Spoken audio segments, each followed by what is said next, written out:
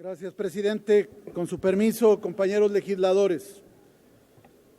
En México, el fenómeno de la corrupción se ha enraizado en las prácticas políticas y en el ejercicio de gobierno en los diferentes niveles del país.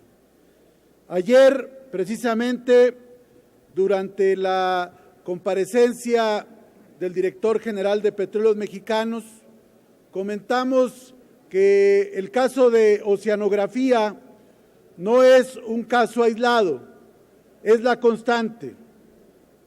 Quizá hoy, ante la coyuntura política y ante la magnitud del escándalo, el tema ha tenido que abordarse de manera obligada y ayer fue reconocido por el propio Procurador General de la República que no es un asunto entre particulares, es un asunto del más alto interés público porque Petróleos Mexicanos es una empresa patrimonio del país y hoy que se discute las reformas energéticas, mal se haría en no abordar el tema de la corrupción que golpea despiadadamente esta empresa.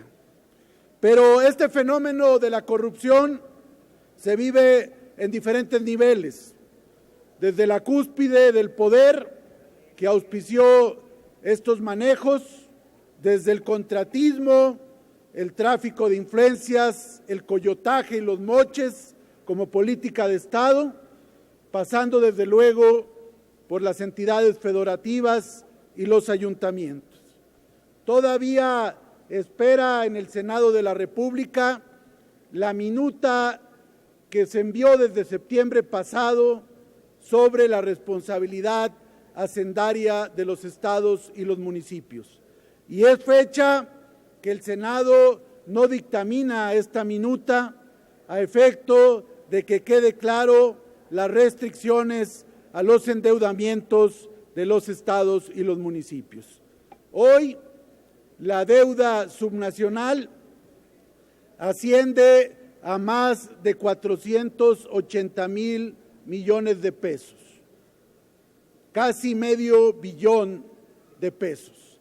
Es una cifra escandalosa que sigue creciendo para perjuicio de los estados y los municipios del país.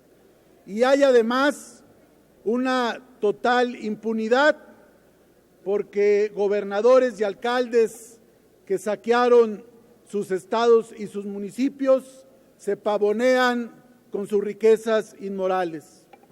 Por eso creemos que es pertinente esta reforma al artículo 108 de la Constitución Federal para que quede muy claro que también son responsables de violaciones a la Constitución, a las leyes federales y a la aplicación y el manejo indebido de recursos federales los ayuntamientos, las autoridades municipales, para que además la Auditoría Superior de la Federación tenga no solo la atribución que ya ejerce para revisar los gastos federales en los ayuntamientos, sino para ir más a fondo en la corrupción en este nivel de gobierno.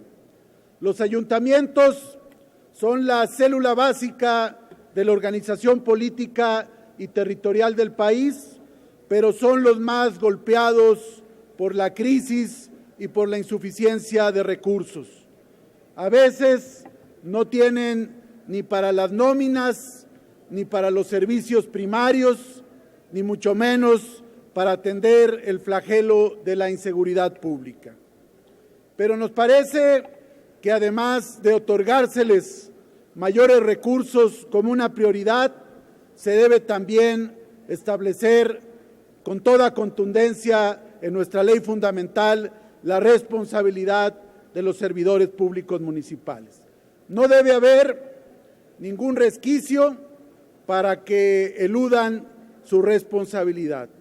Nos parece pertinente que se atienda a este tema y que quede claramente asentado en el artículo 108 de nuestra Constitución.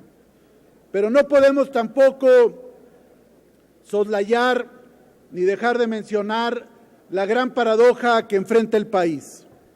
Mientras más se invierte en fiscalización, mientras más órganos de control internos y externos revisan las cuentas públicas y los gastos gubernamentales, más corrupción hay en nuestro país.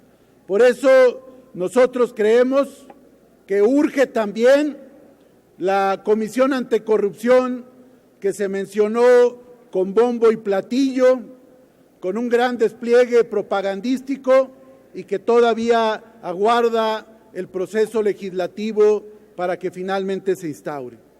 Creemos que no se deben repetir más casos como el de Oceanografía, pero no solamente atenderse y revisarse, sino poner frenos reales al abuso del poder y a la corrupción en el país.